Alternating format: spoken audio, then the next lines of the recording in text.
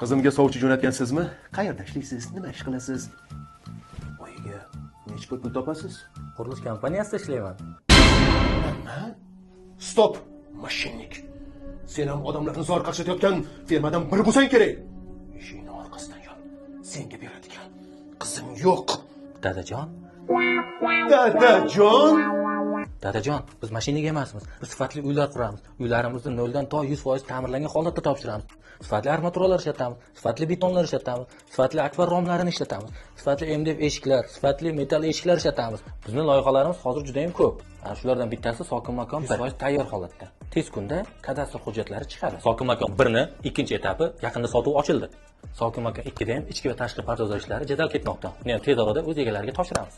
Agar shubhangiz bo'lsa, Land House sotuv ofisiga borishingiz mumkin. Menejerlarimiz batafsil ma'lumot berishadi. Nima? Land House. Land House kompaniyasi?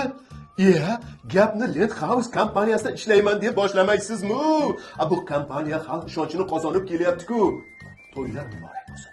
Roziman, bolajonim, o'g'lim bo'ldingiz.